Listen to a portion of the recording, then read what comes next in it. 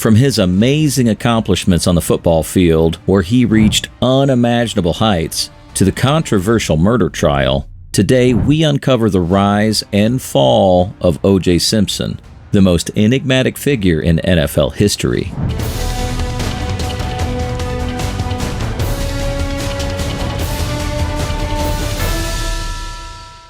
Our story begins on the sun-drenched fields of Southern California. A young O.J. Simpson, nicknamed the Juice, electrifies crowds with his lightning-fast speed and unparalleled agility. At USC, he becomes a college football sensation, clinching the coveted Heisman Trophy in 1968. Randy to O.J. behind the block, rolls left, he's at the 35, the 40, the 45, and drops down at the 48. 200 yards for the Juice. He is going to break the record. The NFL soon comes calling. The Buffalo Bills draft Simpson first overall in 1969, and he doesn't disappoint. Year after year, he shatters records, including becoming the first player to rush for over 2,000 yards in a single season. In his 11-year career, Simpson went to 6 Pro Bowls, and he got voted as a first-team All-Pro 5 times. When Simpson came up for Hall of Fame enshrinement in 1985, the choice was easy, and he got in as a first-ballot Hall of Famer. OJ wasn't just a football player. He was a cultural icon, gracing TV screens and commercials and movies. But behind the megawatt smile and charismatic persona, a darker story is brewing.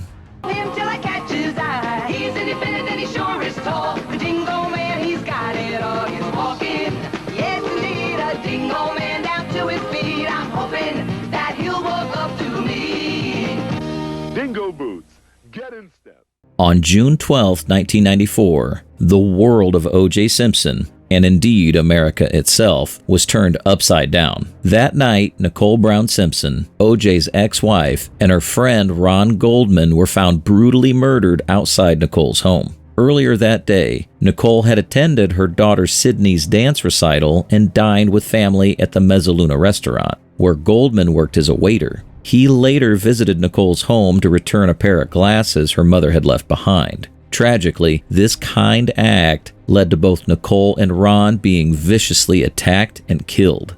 Nicole was discovered with multiple stab wounds, and it was clear from the scene that Ron had tried to defend her, ultimately costing him his life. Nicole's dog, Akita, was found wandering the streets with blood on its paws, alerting neighbors to the gruesome scene. The murders quickly drew national attention, largely due to Simpson's celebrity status and the couple's tumultuous history. Simpson is in that car. Now they're telling me that they may fear that there are arms in that car. They may fear that Simpson may harm himself. The immediate aftermath saw a media frenzy and a public fixated on every detail of the investigation. Simpson became the prime suspect, and 5 days later, he led police on the most infamous car chase in history. Millions watched live as a white Ford Bronco, driven by Simpson's friend, Al Collings, leads police on a slow-speed pursuit across LA's freeways. Inside, OJ holds a gun to his head, threatening suicide. The chase ends at Simpson's Brentwood mansion, but the real drama is just beginning. If it doesn't fit, you must acquit.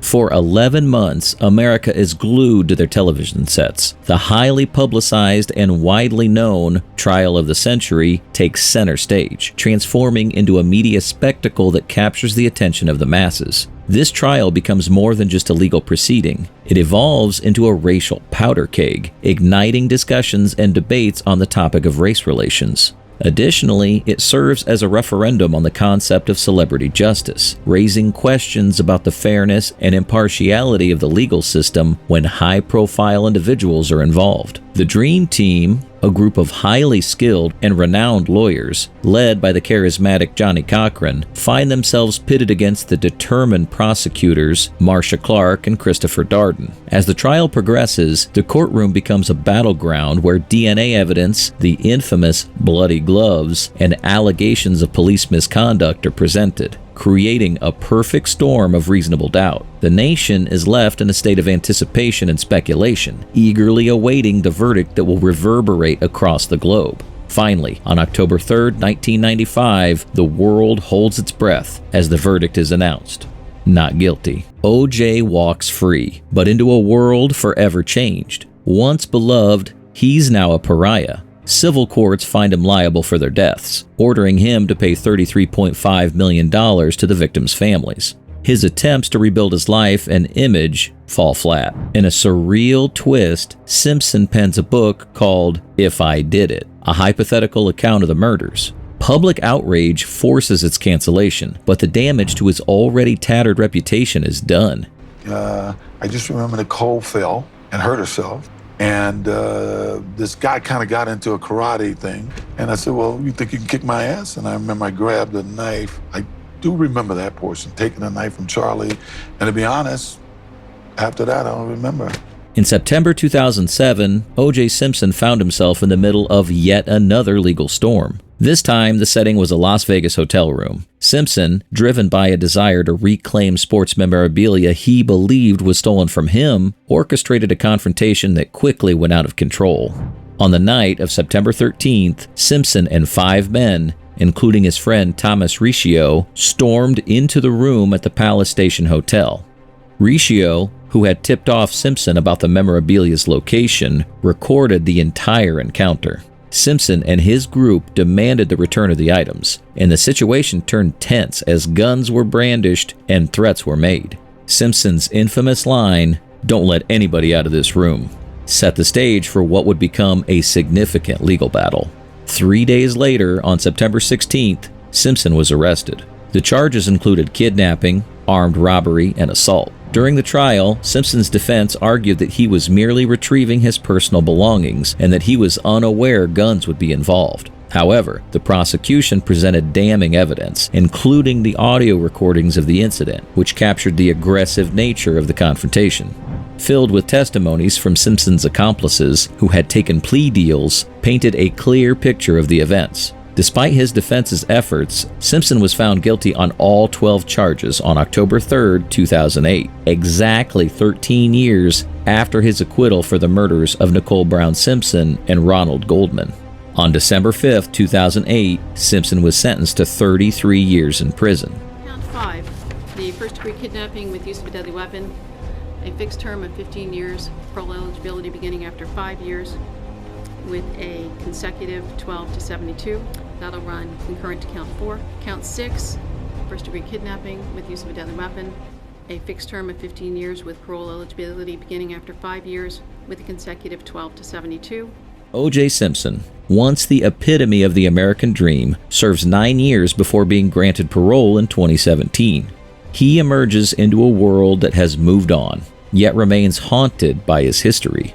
Boy, what a beautiful day it is here in Las Vegas. It's the last known video of OJ Simpson's. My health is good. I mean, obviously I'm dealing with some issues, but hey, I think I'm just about over it, and I'll be back on that golf course hopefully in a couple of weeks. OJ Simpson died April 10 at the age of 76 after a battle with prostate cancer, leaving behind a complex legacy mixture of athletic brilliance, horrific violence, and racial tensions. His story forces us to confront uncomfortable truths about celebrity worship, the justice system, and the deep racial divides that still plague our nation.